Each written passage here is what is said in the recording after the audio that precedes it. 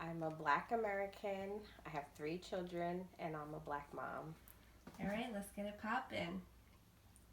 Okay, so what is your first memory of race? My first memory of race was growing up in a area where there were only maybe five Black children in an all-white school.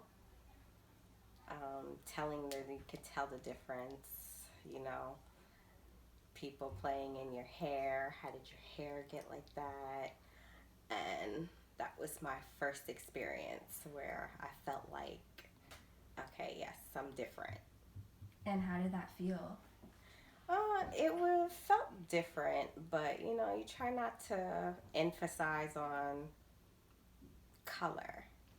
But it just was different having someone, oh, well, why is your hair like that? And oh, I wish I can get my hair like that. And you could just tell the difference. Like, okay, it was very different, awkward, and I had to learn then that yes, I am different. My hair's different, but that's because I'm different.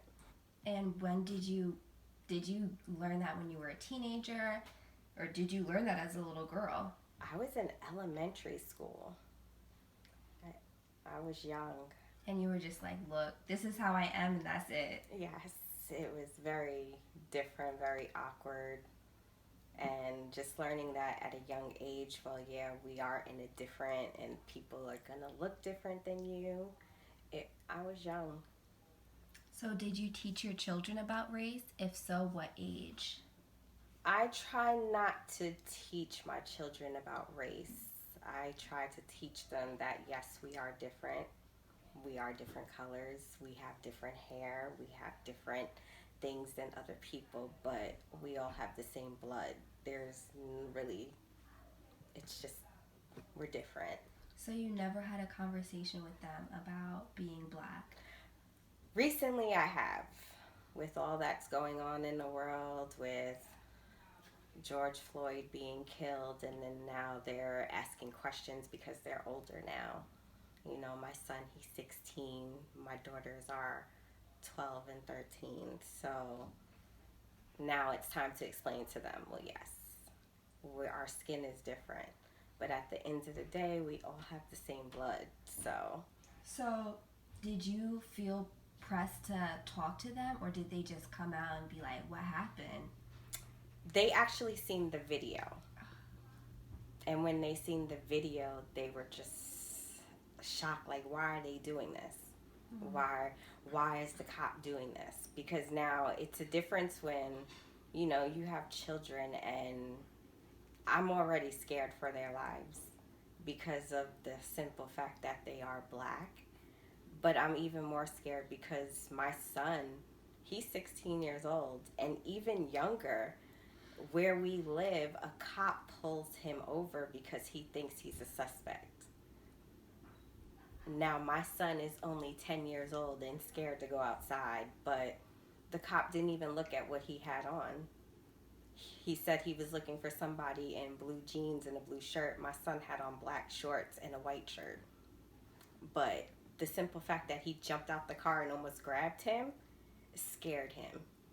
So it's like, yeah, I'm gonna have to talk to you guys. But when they seen the video, it was really when I had to sit them down and be like, well, look, there's a lot of things that we're gonna face being Black, and you know, then it's like, you have to explain to them there's some good Black people, there's some good white people, there's some bad white people, but eventually you'll get to know the difference.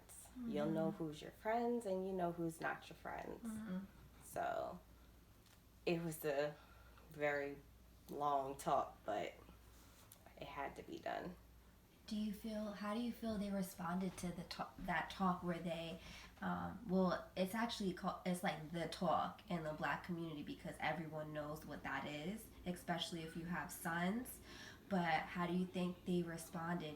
Like people think it's just like, oh, you tell them and it's like news to them, but they already know half the story. Do you feel like it was like more of a conversation? Did they respond angry? Like, were they angry? Were they like, My daughters I know were your daughters be fired up. my daughters were more angry than my son. You know, my son, he was like, I mean, he like, well, he understands, but I'm like, what do you understand? But then he's like, you know, little things that he's experienced. It's like, okay, he kind of has an idea. But my daughters, they are like on fire. They're like, oh, well, we don't like this and I don't like that. But why? Why don't you like it? You know? You can say you don't like it, but why? What's your reason behind it? Like what? Like they'll say, oh, I don't like this. I don't like a certain person. Well, why? Why? Why don't you like them? Just because of what you saw? No. You have to have reasoning behind not liking somebody. You can't just say, I don't like them.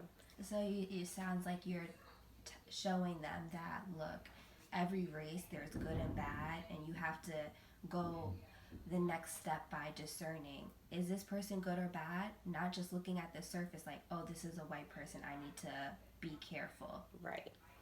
It's not always about, I'm like, you guys go in a district where it's mixed. You go to school with different kids. So do you have a preference on who you hang out with? No. You like who you like. Mm-hmm. But at the end of the day, you'll know who your true friends are and who aren't. Mm-hmm. So it's all about knowing the difference. So you have 3 kids. So if one story stands out with one of them, or if they all have their own story, you could tell that. But do you have a story where you realize race deeply impacted them? Like, did your son come home and have a story and you were like, wow? I actually had to go down to their school because they were actually my son and my daughters. They're in different schools, but it's the same district. But they were all being pinpointed or picked on by certain teachers. And for me, I just had to be like, okay, well, why? Are you doing something in class, or is there something being done? But a couple of times now that my daughters are in the same school, I had a run in with one teacher who was picking on both of them. Now, the teacher didn't know they were related. They look so much alike, though. They look alike, but they have different personalities. But the teacher didn't know they were related. So I had to go to the school and I confronted this teacher. And I scared her. I did. Because you don't mess with my babies. Do not mess with my babies. But I had to let her know. My daughters come home and they tell me things that are said, things that you do. And there's no reason for you to be picking on them because there's other kids in the school, but why are you just picking on these 2? So what did you do? Oh, I had to talk with the principal. I had to talk with the dean. I had to talk with the assistant principal. And I had to talk with the teacher because there's no reason for you to pick on this teacher. And now this teacher is so nice to both of them. Oh, I'm sure she is. She's like, oh, okay, I see yes. What's happening and my here. son, too, he had a teacher picking on him, and I had to go down to the school, and I had to talk with the deans and the teacher. And now this teacher is like his best friend. And even to this point, she would be like, oh, how's he doing? Oh, he's doing great. Mm-hmm. It's funny because a lot of times people have stories where maybe a peer or another child said something, but it's funny that it was an authority figure who had the nerve to act some type of way. Yes, and I'm just the type of mother, you can say what you have to, but don't pick on my babies. Yeah. So how often is race talked about with your children, and what are those conversations like? We talk about race daily. Now that with everything going on in the world and them understanding a lot more of what's going on and then watching the news, and like my daughter will watch the news and then send, Ma, did you see this police bleeding on TV? And I'm like, when did you see this? And she's like, it just happened on CNN. Like, not at the age where they understand. And then I'm like this, okay, well, now I gotta go online and see what's going on. So they're keeping you informed. They're keeping me informed. And then at the end, I'm like, well, do you guys understand what happened? And sometimes they're like, well, I mean, the police is doing their job, but he was using excessive force. And I'm like, yeah, he was. And it didn't really have to go this way. But, there's some cops, there's some good cops and some bad cops. Just like there's some good people and some bad people in the world. Mm-hmm. So, Really teaching them that balance. yes, you have to teach them the balance. Because if you don't teach them, then they're going to think everybody's bad. So, how do you think being a black mom may be different from being a white mom in America? Being a black mom in America is hard. I worry about them every day. I worry about where they go, who they're with. I worry about when they go to school, the stuff that they have to deal with there because I'm not there. I can't protect them 24/7. I mean, I have to work. I have to provide for them. So it's like I worry. I worry about when they get home, walking from the school bus. I worry. Having kids in America and black kids at that is not easy because they face a lot more than anything. And they get a lot more put on them than anything. And I noticed that with the school district and everything, they're harder on them than they are on other children.